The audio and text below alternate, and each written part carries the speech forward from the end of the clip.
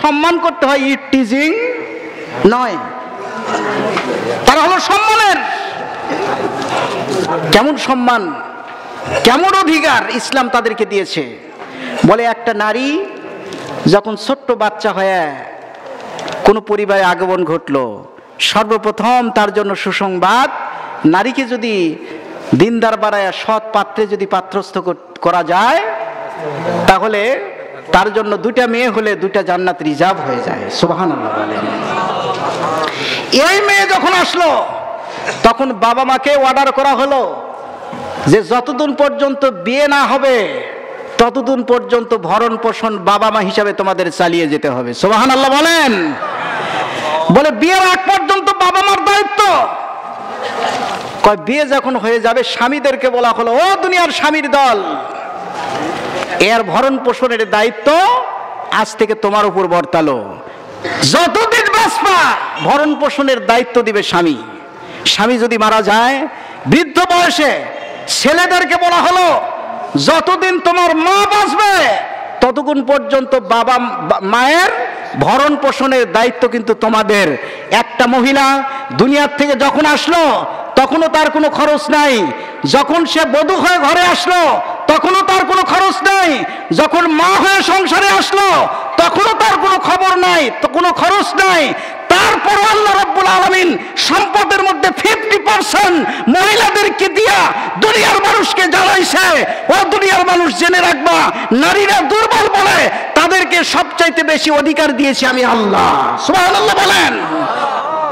যারা মিটিং করো, যারা মিছিল করো, এই অধিকার কি তোমরা অধিকার কাকে বলে আর তোমরা দায়িত্ব কাকে বলে তাকেই তো বুঝো না। অধিকারের স্লোগান, দায়িত্বের স্লোগান তাদেরকে দিয়া এখন আমাদের মা বোনদেরকে রাস্তাতে নামাইছে মাথায় করে মাটি বসানোর জন্য। ঠিক না? ঠিক না? শয়তান, এগুলো শয়তান, ডাকাত। ওরা আমাদের পারিবারিক ব্যবস্থা ভেঙে দিতে চায়। এই জন্য আমাদের সাবধান হতে হবে। পয়গম্বর ডাক দেয়া বলেন, নারী জাতিকে আমি এই জন্য মহব্বত করি, নারীরা হলো দুর্বল, নারীরা হলো দুর্বল। এই জন্য আমি পয়গম্বরের 2 নম্বরের পছন্দ হলো মেয়েরা। আল্লাহর পয়গম্বর এবার সাহাবায়ে কেরামকে ডাক দেয়া বলতেছেন, ও সাহাবীরা, আমি পয়গম্বরের 3 নম্বরের পছন্দের জিনিস হলো জুইলাত কুররাতু আইনি ফিস সালাহ। আমি পয়গম্বরের চক্ষুর শীতলতা দেওয়া হয়েছে নামাজের মধ্যে। আল্লাহু আকবার বলে আমি পয়গম্বর সারাদিন তাবলীগের কাজে, দাওয়াতের কাজে কত মানুষের কাছে যাই, কেউ গালি দেয়, কেউ মার দেয়, আমি পয়গম্বরের শরীর থেকে রক্ত ঝরায়।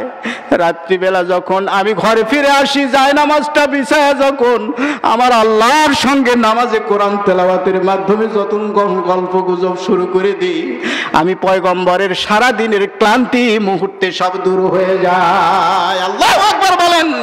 জুইলাত কুররাতু আইনি ফিস সালাহ, বলে আমি পয়গম্বরের চোখের শীতলতা করা হয়েছে নামাজকে।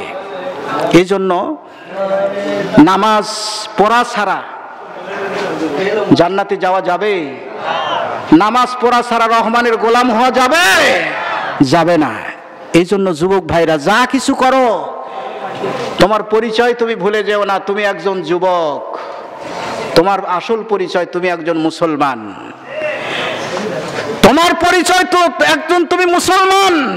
তুমি যে দল করো, দলের জন্য কাজ করতে হয়, তাহলে তুমি দলীয় কর্মী। তুমি যে দলের নেতা, দলের জন্য কাজ করতে হয়, এই জন্য তুমি সেই দলের নেতা।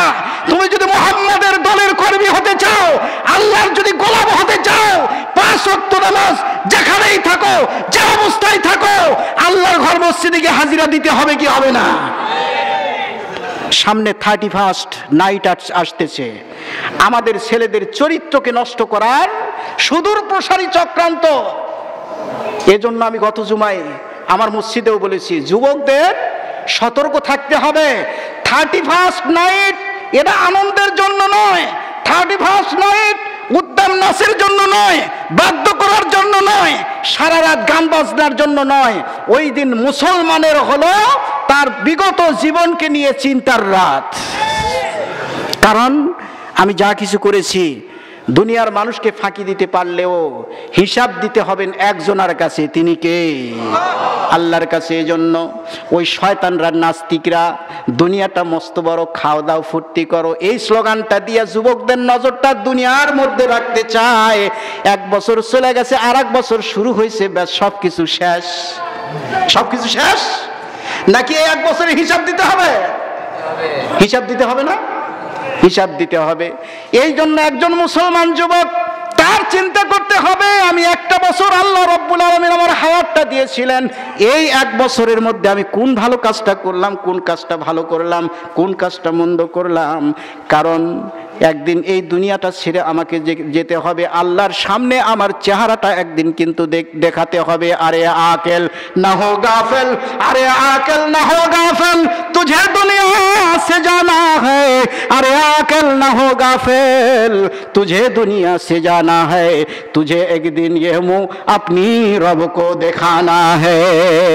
বলে ও দুনিয়ার মানুষ, তোমরা গাফেল হয়ো না, একদিন কিন্তু মওত নামক একটা জিনিস আসতেছে। এই মৃত্যুর মাধ্যমে যখন তুমি কবর পড়ে যাত্রী করবা, হাসরের মাঠ আসবে, এই মাঠে জমা হয়ে তোমার চেহারাটা কিন্তু আল্লাহর সামনে দেখাতে হবে। আকাম কুকাম যদি দুনিয়ার মানুষের সামনে করো, ধরা যখন পড়ো, লজ্জা লাগে কি লাগে না? গ্রামের বুকে, গ্রামের মধ্যে বিচার বসাইছে, এখন রায় হয়েছে 50টা জুতার বাড়ি, লজ্জা লাগবে কি লাগবে না? রায় ঘোষণা হয়েছে, শুনে ওর অবস্থা খারাপ। আখিরাতকে কেন তুমি ভয় পাও না? তুমি